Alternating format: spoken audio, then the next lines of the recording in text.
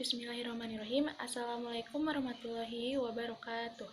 Perkenalkan, nama saya Haura Klina Ilyasin dari kelas 3 Farmasi.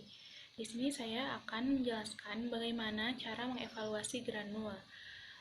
Tujuan dibuat video ini yaitu untuk memenuhi tugas mata kuliah Teknologi Formulasi Sediaan Solid.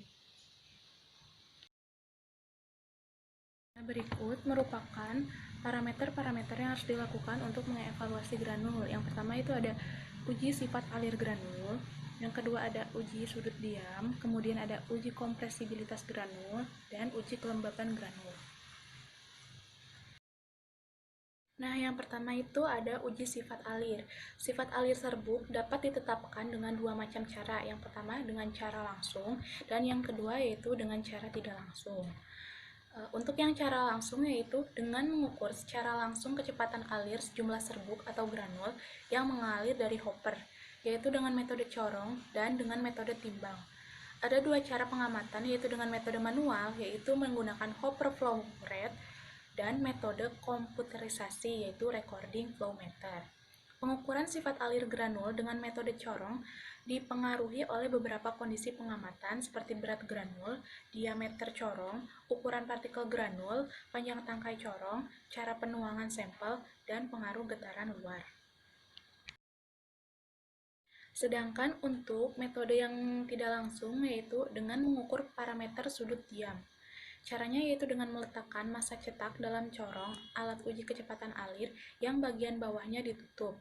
Massa cetak yang keluar dari alat tersebut dihitung kecepatan alirnya dengan menghitung waktu yang diperlukan oleh sejumlah serbuk untuk turun melalui corong alat menguji dengan menggunakan stopwatch dari mulai dibuka tutupnya bagian bawah hingga semua massa granulnya mengalir keluar dari alat ujinya. Nah, timbunan granul ini dapat digunakan untuk menghitung sudut istirahatnya atau sudut diamnya. Diameter rata-rata timbunan granul dan tinggi puncak timbunan granul ini diukur. Untuk 100 gram granul, waktu alirnya tidak boleh lebih dari 10 detik. Nah, waktu alir berpengaruh terhadap keseragaman bobot tablet. Baik, di sini saya akan menampilkan sebuah video evaluasi granul tentang sifat alir granul. Nah, ini adalah videonya. Siapkan 100 gram massa granul dan dimasukkan ke dalam si corong itu. Setelah itu biarkan granul mengalir dengan menekan tombol start. Granul dikatakan memiliki sifat alir yang baik apabila untuk setiap 100 gram massa granul, waktu alirnya tidak lebih dari 10 detik. Nah, untuk evaluasi yang selanjutnya yaitu ada uji sudut diam. Uji sudut diam adalah sudut maksimum yang dibentuk permukaan serbuk dengan permukaan horizontal pada waktu berputar. Bila sudut diam lebih kecil atau sama dengan 30 derajat, ini artinya biasanya menunjukkan bahwa bahan dapat mengalir bebas. Namun, apabila sudutnya ini lebih besar atau sama dengan 40 derajat, biasanya daya mengalirnya kurang baik. Pengertian ini ditujukan menurut Banker dan Anderson tahun 1986. Sementara suatu granul ini memiliki sifat alir yang baik apabila mempunyai sudut diam 25-45 derajat. Ini menurut Siregar dan Saleh tahun 2010. Berikut ini saya akan tampilkan video tentang evaluasi granul yaitu uji sudut diam.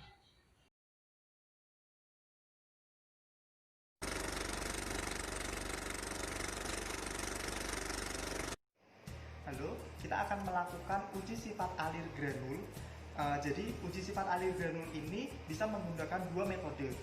Yang pertama, metode secara langsung menggunakan corong untuk mengetahui laju alirnya. Sedangkan yang kedua menggunakan metode sudut diam atau sudut istirahat. Pertama-tama, kita sediakan granul. Granul ini sudah ditimbang sebanyak 100 gram. Kemudian kita masukkan ke dalam corong. Kita masukkan pelan-pelan.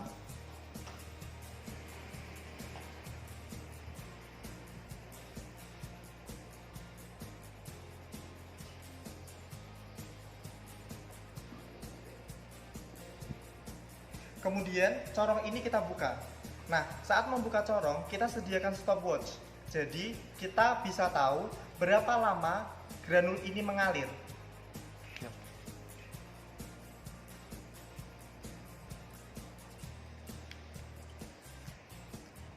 Ini. Jadi waktu alir granul ini menunjukkan 5 detik. Untuk 100 gram granul membutuhkan waktu 5 detik untuk mengalir. Metode yang kedua adalah metode secara tidak langsung menggunakan pengukuran sudut diam atau sudut istirahat. Pertama-tama, kita ukur untuk ketinggian granul. Kita menggunakan penggaris, kemudian kita ukur tinggi granul. Di sini, tinggi granul menunjukkan angka 3,5 cm.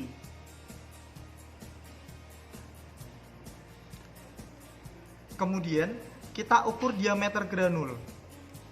Diameter granul kita ukur 3 kali untuk sisi-sisi yang berbeda. Jadi pertama, diameternya adalah 13,5 cm. Kemudian yang kedua, 14 cm. Dan yang ketiga, diameternya adalah 14,5 cm. Kemudian, ketiga diameter tadi kita hitung rata-ratanya.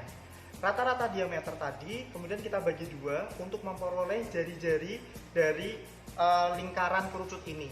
Kemudian jari-jarinya kita plotkan menggunakan rumus tangan alfa, di mana tangan alfa sama dengan tinggi kerucut dibagi dengan jari-jari. Kemudian kita mencari sudut alfanya. Baik, sekian pengujian sifat alir dari saya. Terima kasih.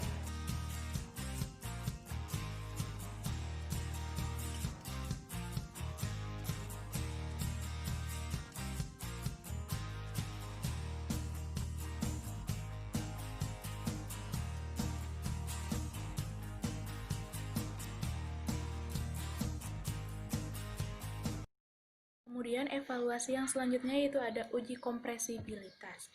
Uji kompresibilitas ini meliputi kerapatan nyata dan kerapatan mampat. Baik, di sini saya akan menjelaskan dulu apa itu kerapatan nyata. Kerapatan nyata itu beberapa bagian massa cetak ditimbang pada pengujian kali ini dilakukan terhadap 25 gram massa cetak. Kemudian dimasukkan ke dalam gelas ukur 100 ml. Nah, volume awal granul dicatat. Kerapatan nyata adalah berat serbuk dibagi dengan volume awal granul. Nah, berikut ini ada rumusnya, yaitu kerapatan nyata sama dengan berat granul, yaitu gram per mililiter. Selanjutnya ada kerapatan mampat. Beberapa bagian massa cetak ini ditembang. Pada pengujian kali ini dilakukan terhadap 25 gram massa cetak. Kemudian dimasukkan ke dalam gelas ukur 100 ml. Nah, setelah dilakukan penentuan kerapatan nyata di atas, kemudian diketuk-ketukkan gelas ukur tersebut dengan menggunakan alat uji kompresibilitas hingga volume granul ini konstan. Kerapatan mampat adalah berat granul dibagi dengan volume granul konstan. Kerapatan mampat ini sama dengan berat granul gram per mili. Kemudian, ini ada penjelasan uji kompresibilitasnya. Untuk menentukan kompresibilitas ini digunakan untuk menghasilkan tablet yang baik. Kompresibilitas dapat dilihat dari harga indeks CAR yang sangat bergantung pada kerapatan nyata maupun kerapatan mampat dari granul, yaitu dengan cara kerapatan mampat dikurangi kerapatan nyata lalu dibagi dengan kerapatan mampat. Kompresibilitas granul ini dinyatakan dalam persen. Berikut sudah saya lampirkan rumusnya, yaitu indeks CAR sama dengan kerapatan mampat dikurangi kerapatan nyata dikali 100%. Nah, kemudian di sini saya akan menampilkan video tentang evaluasi granul, yaitu uji kompresibilitas granul. Uji kompresibilitas granul menggunakan alat tersebut ditunjukkan untuk mengetahui tingkat kompresibilitas suatu granul. Yang pertama itu 100 gram massa granul dimasukkan ke dalam gelas ukur 100 ml.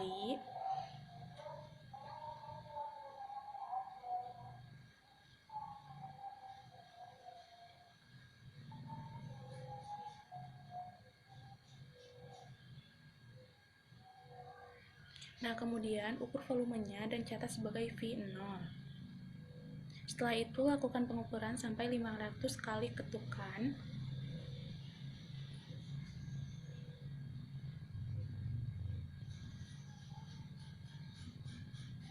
Kemudian, ukur volumenya dan catat sebagai V1.